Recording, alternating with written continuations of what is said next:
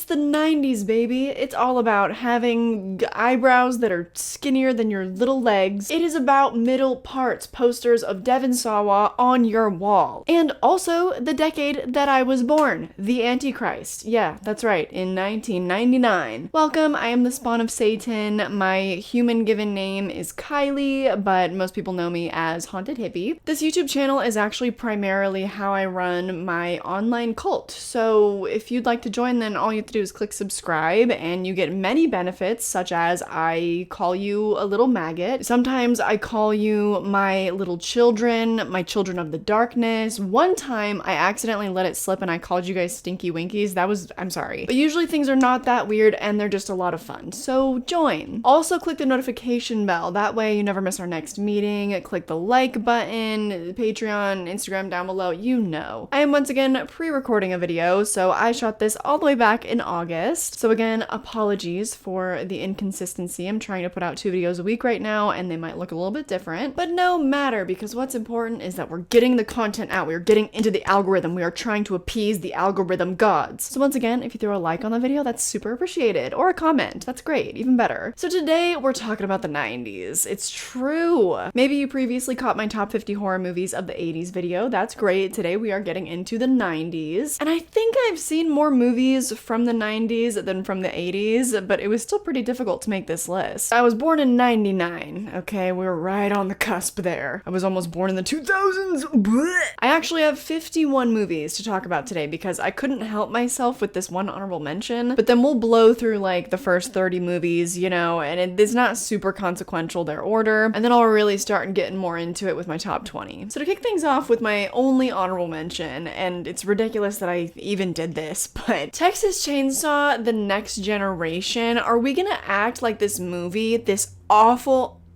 terrible movie, does not star Matthew McConaughey and Renee Zellweger doing their absolute best, and Matthew McConaughey being kind of like really confusingly sexy in the movie also? Are we just gonna act like that's not what's happening with that movie? No, I don't think so. It needed an honorable mention, but it's awful. It's terrible. Coming at number 50, a movie that is pretty widely disliked, but I have so much fun with the theatrical version of Halloween 6: The Curse of Michael Myers. The theatrical cut is so much more gory, it's fun, it stars Paul Rudd, it's Donald Pleasence's last movie. Come on! I kind of feel like it is earned, alright? I don't want the slander. Now at 49 and 48, please don't be mad, because these are beloved films. At 49, we have Audition, also came out the year that I was born, so okay, alright with that. But I've never really been an Audition kind of person. I've only seen it the one time. I've never felt the draw to go watch it again. Something about the pacing, I don't know. I mean, she's a baddie. We love her with the kitty. But I don't know, overall, movie's not really for me. I'll give it another go in a few years, I'm sure. We'll try it again. And again, 48, Interview with the Vampire. I know, very beloved, very gay.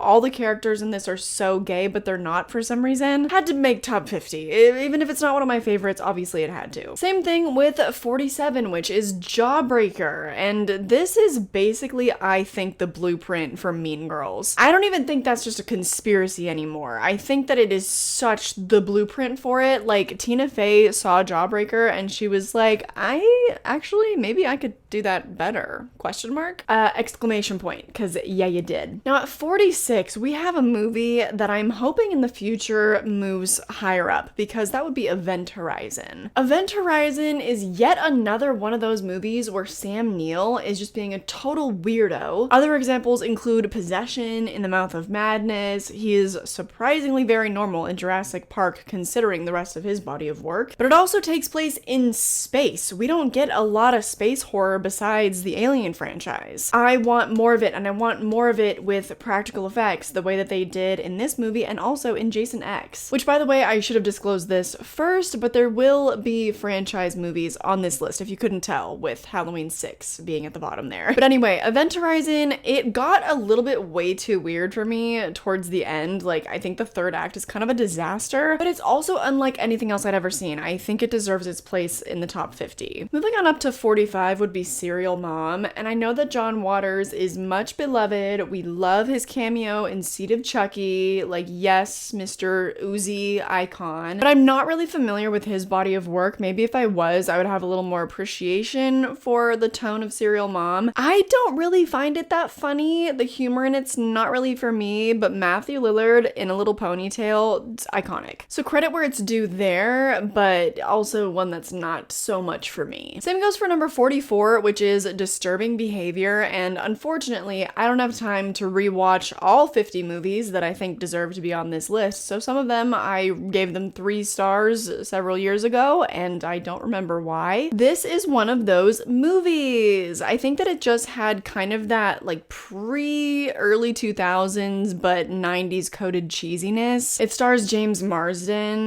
who that man, that's a good looking man. But I honestly can't remember a single thing about it right now, which, you know, strange. I remember kind of enjoying it, so it's going on the list. I mean, who can I trust if not myself when I'm looking at my old Letterboxd reviews, you know? Anyways, moving on to 43, which is Jason Goes to Hell. Yes. This movie is enjoyable. If you get over yourself, for one thing, get over the fact that it's not really a good continuation of the series, but none of them are, so let's not do that, right? I know that we love Kane Hodder, and yes, we got used to seeing him in 7 and 8, and he's fantastic, and he wasn't really in this one that much, but it is the only super heavy body horror Cronenbergian Friday the 13th. It's enjoyable for that alone, I think, and there's some zany characters. Like, it's a better time than people give it credit for. Now, at 42, we have Stir of Echoes, a little bit of an underrated Kevin Bacon 90s horror film. I'm pretty sure it's nothing you haven't really seen before, and I think that it came out in 99, so it was the beginning of that really chaotic, terrible 2000s editing. They started peppering that in the 90s, and then it really became a thing, especially in the early 2000s, because they were like, whoa, everything's digital now, pew pew pew, crazy effects. So they were doing that in Stir of Echoes, and it's not good. But it's still a good performance by Kevin Bacon and pretty much everyone else in the movie. It's a really interesting concept. Again, probably not a concept that you haven't seen before, but it's a movie that's worth watching. I find it entertaining, and I actually think that I would go back and watch it again. At 41, we have In the Mouth of Madness, John Carpenter, one that I already mentioned as being one of the movies where Sam Neill is acting like just a little weirdo. We love little weirdo Sam Neill, we do, but to be fair, also in this movie, there's just like the weirdest shit ever happening around him, so you gotta give him a little bit of a break there. I have covered John Carpenter in a deep dive on my channel. I have seen every single one of his films. I think that I can safely say this is the only Lovecraftian Carpenter film, and we love that. We love that for us. It's one of those movies that definitely demands multiple viewings, so maybe I would keep it higher on my list if I had seen it more than once. As is, I remember being deeply confused by this movie. If memory serves, I had done some research on John Carpenter already, had been working my way through his movies, and I knew it was a weird one, so I'd probably taken an edible. Sometimes that serves me, and it helps me just like lock in, and then other times it's sort of like when you read a book and you've read a whole page and then you realize that you didn't actually read it with your brain, you were only reading with your eyes. Sometimes that's what happens too, so that might have happened with In the Mouth of Madness, but it was really weird, lots of crazy, really cool practical effects, like definitely worth seeing. Moving on to our top 40, we have Body Bags, which is also partially directed by John Carpenter. There's also a segment by Tobe Hooper, and then, oh my gosh, who's the third director? I actually don't remember right now, but it doesn't matter. It's good. It's really good. Some 90s body horror actually kind of slaps. I think that the 80s gets all the love in terms of body horror, but there's good stuff in the 90s. This also stars Mark Hamill in like maybe the worst role I've ever seen him in, and at one point he nakedly lunges towards his wife, and we don't love that. But otherwise, it's a fun movie, and John Carpenter himself stars in it, which I don't know what other acting he's done outside of this. I feel like this is the most that I've personally seen him on camera, and I love it. He's so zany. He's the Undertaker, and he's the guy that like connects the whole anthology of stories. So check it out if you haven't. Totally worth seeing. Same goes for 39, which is Bad Moon. This is a highly underrated werewolf movie. I say highly underrated because at the time I was really impressed with it and I had a really good time. But this was, at least a year ago now, and I watch a lot of movies all the time. Usually I try to watch at least one every single day. So this one, maybe not the most memorable, but has some entertainment value. Was worth seeing for me. I gave it 3 stars. If memory serves, it had some good practical effects, so it's got that going for it. At 38, we have the first, you gotta give it to me, okay? It's Halloween Town. And it's gonna remain Halloween Town. Maybe it's not a horror movie, it's gateway horror. I remember, back in the day, it was a good day when this was on the Disney Channel. I grew up on this movie. Oh my god, I remember just being so excited during Halloween time for all the Disney Channel original movies that were spooky. This was the penultimate, dude. So low budget, so bad, but it's such a good vibe. Like just, all the nostalgia. Enough said there, let's move on. 37 might shock you, but that would be Pet Sematary 2. Listen, again, with the body horror, Mary Lambert knows how to do amazing practical effects, and it's no different in this movie. In terms of quality, no, this is not my favorite. The original ranks higher than that. But in terms of entertainment value and my favorite of the franchise, it's going to Pet Sematary 2. Clancy Brown, our favorite money-hungry crustacean Mr. Krabs, stars in this movie. And again, it's a movie where we have a dude acting like a total little freak, little weirdo. And it's so much fun. It's so dumb.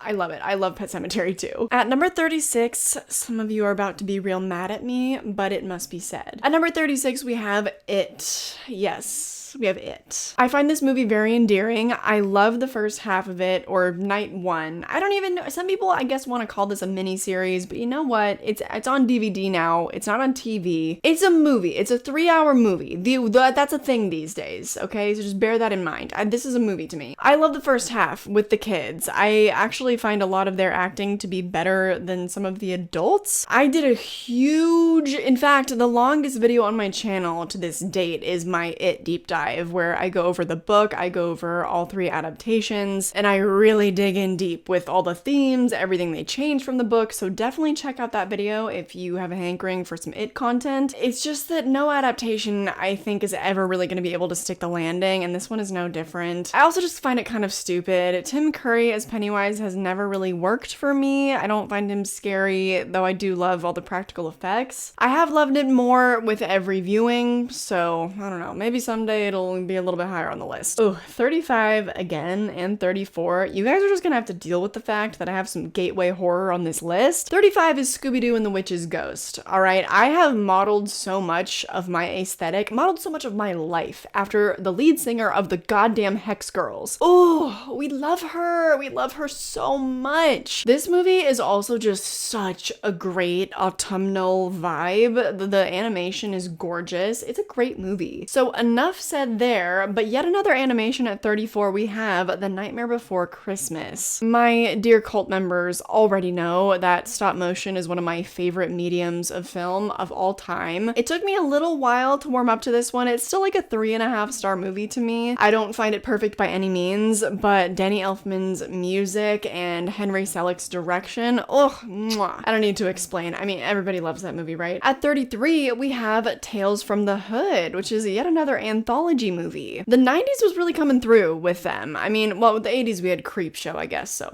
never mind. But Clarence Williams in this movie, such a standout performance. It's gritty, it's really topical. I think that a lot of the themes in it are more relevant than they've ever been. That one's like a must watch. That is critical required reading if you want to sit in my class. The next one maybe not, but I did find that I enjoyed just slightly more. That would be The Game. This is yet another kind of underrated movie with a big star of the yesteryears. Not saying that Kevin Bacon is a star of the yesteryears, or this who is this? Michael Douglas? Plays Hank Pym in Ant-Man.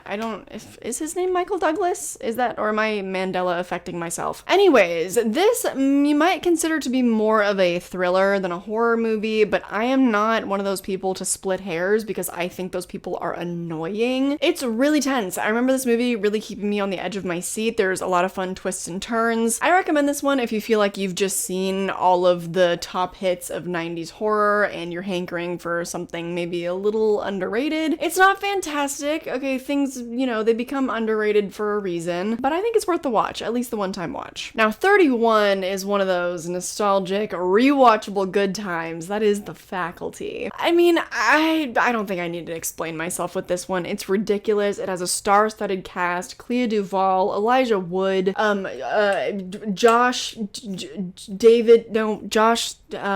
I don't know. I'm winging it. This video is improvised. People like it when I am off script, when I'm just being dumb. If you're a fan of like early 2000s comedies, I feel like this movie sort of exemplifies the beginnings of that. Also got some fun practical effects. These kids think their teachers are aliens. How much more fun can you get? Oh, actually, you can get quite a bit more fun, because at number 30, I have Deep Blue Sea. Finally just watched this one for the first time. I hosted a live watch-along Shark Week, so we watched 5 shark movies 5 nights in a row. Deep Blue Sea was one of them, and what a blast! Again, the practical effects. Although this was at a time when big budget movies also got to throw some CGI in there, so unfortunately this does have a blend of like great practical effects and like big practical sets, but also really terrible looking CGI. It's an interesting mix. It's a fun time. It keeps you on your toes. Our Scream King, LL Cool J, stars in it, and he gets some really fun, funky moments. There's a bird in it. We love a movie with a bird. And what's his face from The Mist? He's a star, and he's like, he gets to be hunky in this movie. Highly recommend. I immediately went out and I found it in a thrift store like 3 days later, so I don't know what the odds are of that, but love it. Own it on physical media now. At number 29, I didn't even do this on purpose, but we have Halloween H2O, which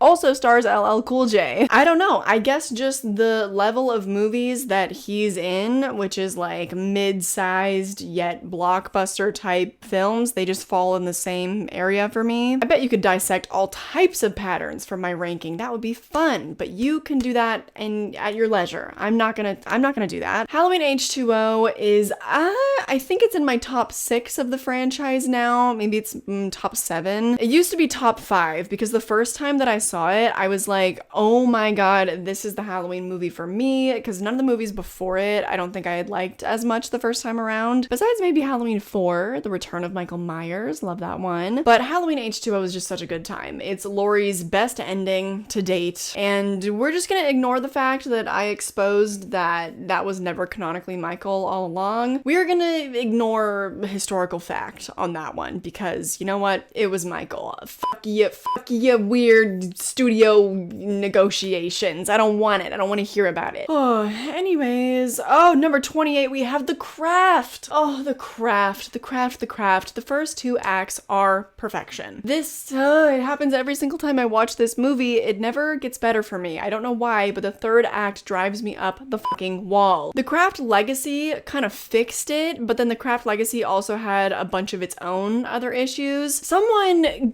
let me make a Craft movie. I'll do it right, okay? Because clearly we can't trust all these other people. Let a real Wiccan take the reins for once. Let a hex girl direct that movie. I'm on one today. I don't know what it is. I'm like delirious. The Craft is iconic for so many reasons. I would say that my fashion sensibilities come mainly from that movie. Now moving on to 27, which is Idle Hands. I think this movie is so underrated. It has become so because maybe it was ahead of its time. I don't know. It's a stoner horror movie. It stars Devon Sawa as the lead, and they're kind of copying the Evil Dead 2 thing where his hand becomes possessed and his hand is trying to kill people. And it's so, I mean, Devon Sawa, I never knew about his abilities to be such a physical comedian. That man is so funny, and yes, rock the middle part. We love it. Bring that back. I'm not even on TikTok anymore. I was seeing too many teenagers all the time, and that should be illegal. I should not have to be just minding my business and then be subjected to the opinion of a 14-year-old with a stupid looking perm. I blame James Charles and his stupid fluffy poof, poof. Anyways, middle parts, Devon Sawa. Yes, Idle Hands, it's so good. And it takes place on Halloween night. We need more of those movies. Jessica Alba is in it, and so are her boobs. I don't know, she was only 17. It's kind of weird, get past that. We know it's not great. That's the only kind of iffy thing about the movie, because I'm like, how old was Devon Sawa in if 2 + 2, it does, okay, let's just not think too hard about it. It's just fun. It's so stupid. Seth Green is also in it. The practical effects, I think, are also really good, or maybe not good, but like charming and of their time. What more do you want? This is a movie for stoners. If you love dark comedies, it's right up my alley. I love it. At number 6, we have Wes Craven's New Nightmare. Again, kind of ahead of its time. Coming out of 94, the people were not ready for the meta commentary, the meta humor, so thank God everyone was with it for Scream in 96. Because if you guys let Scream flop too, and we didn't get the franchise that we have today, we'd be having words. But anyways, New Nightmare, it's fun. It would be a lot higher up if, again, the third act was not such a flop. The ending is just, it's really bad. It's not good, okay? We don't like it. It's just mainly because I think that the 90s CGI looks so stupid. Ew. Luckily, apparently, there are rumblings of them maybe reviving that franchise soon, so let's see. Finally, we're halfway through at number 25. We have Child's Play 3. This is a movie that I think is so underrated in the franchise. I don't know what people's deal is with it, with them not liking it. The first time that I watched it, I think that I just found it a little bit boring. I thought that it was a little bit copy and paste from Child's Play 2, but there are actually so many more themes going on. Each movie of the Child's Play franchise tackles different societal issues. That one being the militarization of the youth of America, kind of intense. Yes, I agree. There's also even more layers if you want to unpack it even further and get into like the US foster system and where children often end up that are impoverished. They have no other choice but to join our very predatory military industrial complex. I mean, there's a lot going on with Child's Play 3, and it's a really fun time with big set pieces. And also De Silva, one of the best characters of the franchise. Ugh, but anyways, let me just move on because I'll keep going. At number 24, we have Jurassic Park: The Lost World. I don't know what people's deal is with not liking this movie. I love this movie. I love almost all of the Jurassic Park movies, pretty much except for the new one, and also maybe the one that came before that. The first 4 Jurassic Park movies, whatever. I like The Lost World. Who wouldn't want a movie where Jeff Goldblum is the weirdo lead and his girlfriend is played by Julianne Moore, and there's the cliff scene with the mobile lab and it falling, and that is a great scene. It's literally directed by Steven Spielberg, and it shows. Like, you can tell. I mean, maybe he's phoning it in a little bit because, just the success of the first one, and he's like, yeah, I'll take another paycheck. Sure, I like Jeff Goldblum and Julianne Moore. But there are a lot of really genuinely tense scenes in the movie. I think it's a lot of fun. I love The Lost World. So at number 23, maybe we can all agree on this one, would be Candyman. I think this is a fantastic film. Maybe one of the best horror movies of the 90s. I just, on a personal level, don't connect with it as much. Like, I've never been a super big fan of it. Though I just have such a deep admiration for Tony Todd, who I don't know how he never became a huge movie star. With that voice, with that commanding presence, like, are you kidding me? Again, also, you have all of the kind of social subtext of the movie and where it takes place in Chicago, and how interestingly, all these years later with Candyman 2021, how that very area has now been gentrified. It's like, how did we get here? How do we not listen? How do we not learn from the art that we make? Anyways, Candyman is so iconic. I don't need to tell you that. At number 22, surprisingly high up, would be John Carpenter's Village of the Damned. I think this is one of his most underrated movies. I don't really remember exactly what about it. I remember loving the practical effects. I thought it had really good entertainment value. I thought that the child acting was phenomenal. I just overall had a good time. Like, I don't know if there's anything specific about it that I'm like, oh my god, like, this is a standout,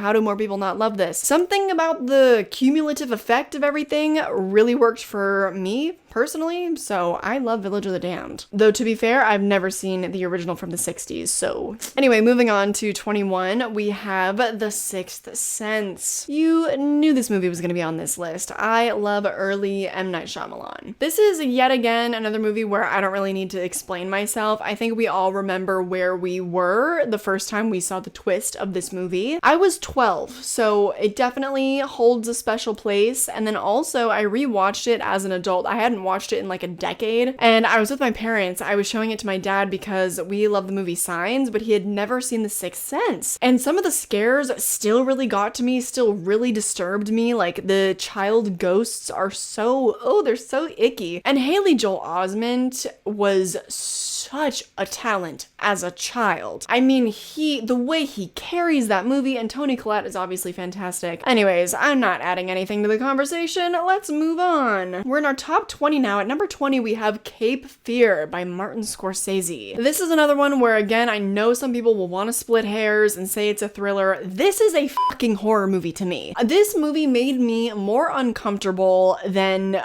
just about any other movie on this list. I think it is the most harrowing of all of them. Robert De Niro is at his absolute creepiest. I think it's one of his best performances of all time, and it's one of his scariest. Granted, again, I've never seen Taxi Driver, so some people are gonna be like, well, actually. And look, you're probably right. I don't know. But Cape Fear scared the ever-loving daylights out of me. Juliette Lewis is phenomenal in it. She is the other absolute standout, and now I love her in Yellow Jackets. This movie, in terms of quality, should maybe be higher up on the list, but in terms of my enjoyment, I actually would prefer to rank it lower. But just, I mean, because of how effective it was and how good it was, I had to, it had to be top 20. At number 19, we have kind of the opposite. We have Urban Legend, which is a movie that I kind of feel like is so bad that it's good. That post-Scream slasher era, I love it. Give me all those movies just like that. It's just so much fun. I've only seen it the one time, and everything about it was so memorable to me. I love the killer reveal because I truly just didn't see it coming. I cannot wait to rewatch it and pick up on all the little things I missed. The only thing that's really awful about it that just holds it back is that the lead sucks. She is like the worst acting in the entire movie. I don't know how we ended up there. I really don't get it, but that is what it is. Everything else is great. Coming in at number 18, we have Cube, and this is another very underrated film. I believe that James Wan must have taken a lot of inspiration from this movie for Saw. The fact that it is also about strangers who wake up in this giant cube, and they don't have to, solve moral riddles, but actual riddles and like math. It's a really gripping movie with a tight runtime and interesting characters, like a bunch of very different people having to work together. I'm a sucker for those kind of movies. It's why I also really love the Saw franchise. So if you're a fan of Saw, then definitely give Cube a go. I think that you would really like it. At number 17, again, we're going back to the gateway horror, and we're talking about Hocus Pocus, baby. Just had its 30th anniversary. This movie is such a gem, such a weird release too. Like, came out in July of that year, and now look at it, cult classic. And the sequel that just came out last year that I loved just as much, and other people didn't like it, and I get it, you have nostalgia. It did just as much for me as the original did, which is a lot. For me, the main thing about this movie is just the mise en scene, okay, the vibes, the nostalgia. I also love the fact that in the early 90s, the concept of virginity could be so prevalent in a children's movie. It's so deeply cringy because, like, what kind of Christian, what is virginity? Shut the fuck up. So the fact that it's in this spooky children's movie and is such just a running gag, I kind of love it because I'm just like, oh, cringe, gotta laugh. Also, the pancake cat, that is traumatizing. That is so messed up.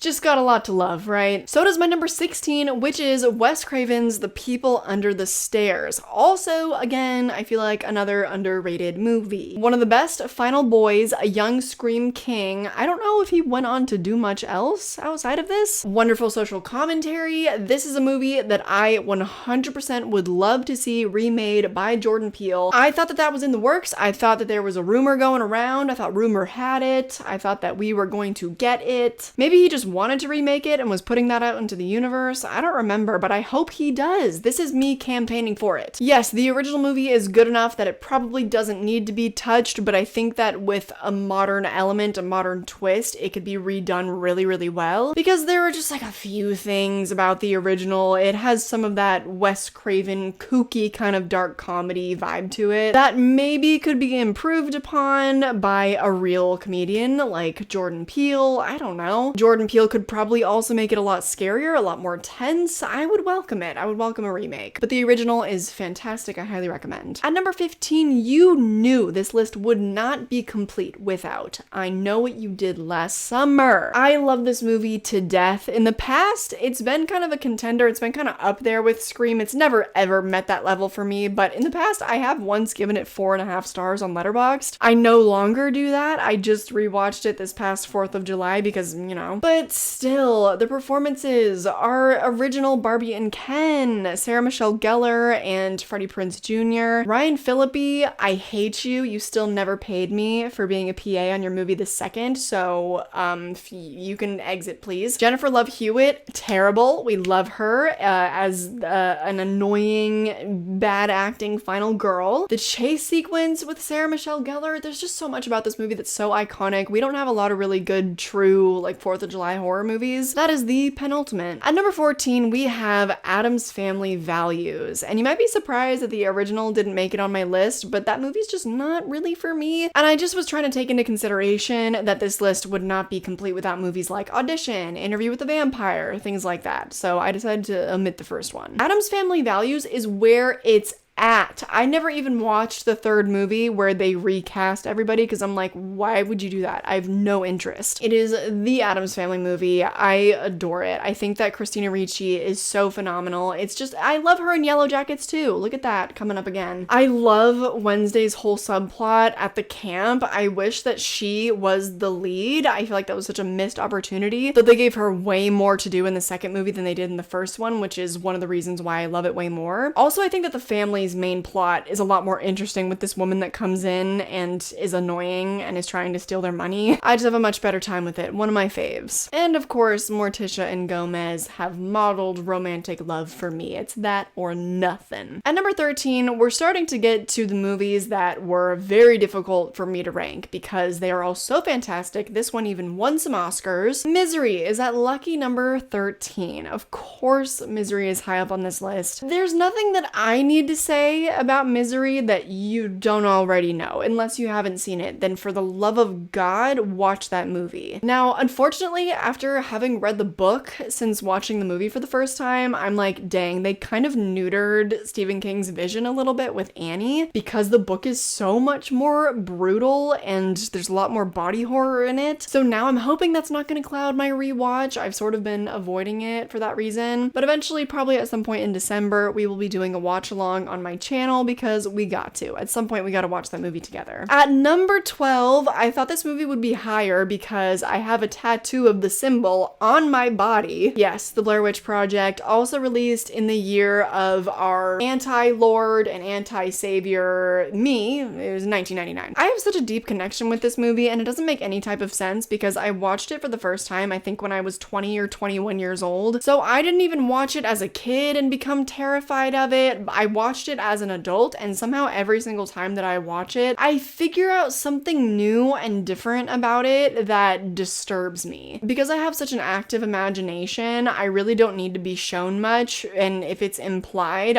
my mind will go crazy. So it's just endlessly rewatchable for me. I oftentimes usually watch it about twice a year. So of course, it's up there. I thought that it would be in my top 10, but no. At number 11, another movie that I was so dead sure would be in the top 10 is Bride of Chucky. God, I love this movie. Somehow not in the top 10. You'll see why in just a minute, but one of the absolute best of that franchise. Like, are we kidding? The introduction of Miss Jennifer Tilly as Tiffany Valentine, who could forget? She also inspires me a little bit too in my fashion sense. I get a lot of it from the 90s, if you didn't pick up on that. It's also the second funniest movie of the franchise. Yes, second. We'll talk about the first one later. It's got two Rob Rob Zombie songs in it. The soundtrack is like this great 90s grunge. Everything about the aesthetics, the music, oh god, Bride of Chucky. Such a gem. We're so lucky to have her. But we're finally in the top 10 now, and this was a close one, but at number 10, I had to put Child's Play 2. Child's Play 2 and Bride of Chucky are kind of neck and neck for me sometimes, but just in terms of overall quality, I think Child's Play 2 it's a masterpiece. And it's also funny, and it also has Kyle, which Bride of Chucky does not have Kyle, unfortunately, but then also Child's Play 2 doesn't have Jennifer Tilly, so it's like, eh. Anyways, that one is widely loved and kind of widely hailed as the best of the franchise alongside Bride of Chucky, so again, I don't really think that I need to justify that. At number 9, we have yet another sequel, and that would be Scream 2. Scream 2 is actually my 4th favorite of the Scream franchise, but it's still a movie that obviously I absolutely adore because there are no bad movies in that franchise. I have talked about Scream so much on my channel. I did an entire series that's probably about like 5 or 6 hours long. It's called Scream for Dummies, and so I have already talked your ear off about that whole franchise, so just go give that a watch. It's a great playlist. At number 8 is a movie that I don't feel like I've talked about nearly enough. That would be Army of Darkness. I love this movie so much. It is my favorite movie of the Evil Dead franchise. It's, I think, the best thing that Sam Raimi has ever done. Well, maybe besides Spider-Man. I haven't rewatched those movies in a while, but I think that Army of Darkness would still be my favorite. I have a vintage Army of Darkness t-shirt that I should have worn for this video. I did a whole deep dive on that franchise, not in a series, not in a bunch of videos, but in one big hour-long video, so that is also something you can check out if that sounds good to you, which I highly recommend. I went over the entire franchise, plus all of the video games, including all the ones you can find on your phone. Like, I went in. And especially with Army of Darkness, because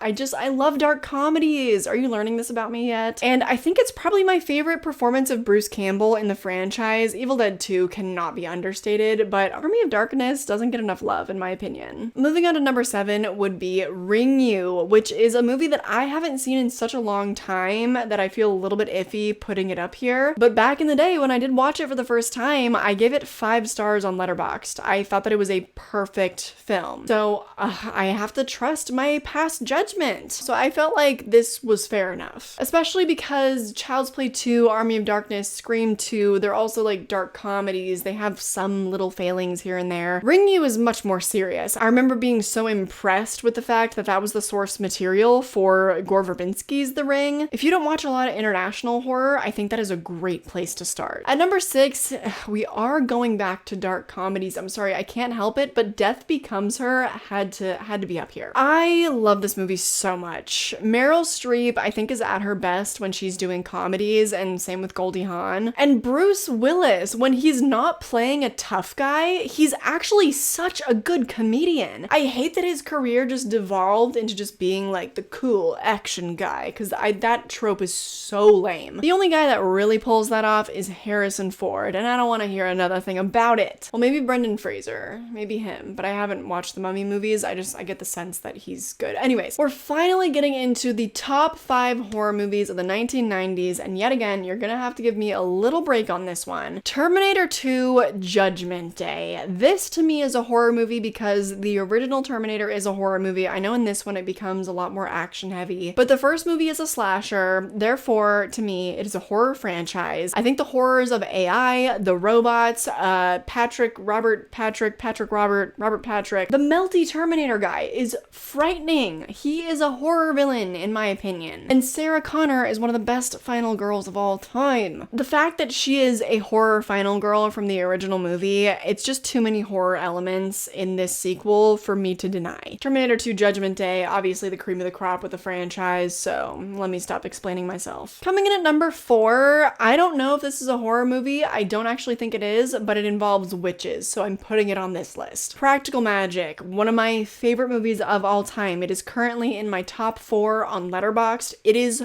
perfect. I cannot believe how much of my life I spent sleeping on this movie. It is perfect. Everything about it is just so cozy. All the colors, all the autumnal feelings, the orange leaves, the pumpkins, the witchery, the sisterhood. It just feels like going home. It just tastes like home. It smells like home. I just want to live inside the movie. So I think enough said there, honestly. Let's get into my top 3. My top 3 was so difficult. So just know that my top 3 are interchangeable just because all 3 of the movies are so different from one another that it's just hard to place them. So at number 3, I did put The Silence of the Lambs. Hannibal Lecter, my favorite villain of all time in horror or otherwise, just so intriguing, obviously played perfectly by Anthony Hopkins. It's a movie that I think will stand the test of time for me. I think it'll be a lifelong favorite. And same goes for my number 2, which is Jurassic Park. This movie, it never changes. Every single time that I watch it, it's perfect. That is never going to change. The fact that the animatronics in this movie hold up better than the CGI in Jurassic World, are we joking with that? Yes, there might be some bad CGI in the original Jurassic Park, but it's, you know, those scenes are pretty few and far between, and the practical effects more than make up for that. Also, this is probably my favorite performance of Sam Neill, even though I love when guys act like weird little guys, and in this movie he's just a guy. It's just so endearing, his relationship with the children and with Laura Dern's character. And speaking of, she is the reason for the season. Let's not get it twisted. Laura Dern is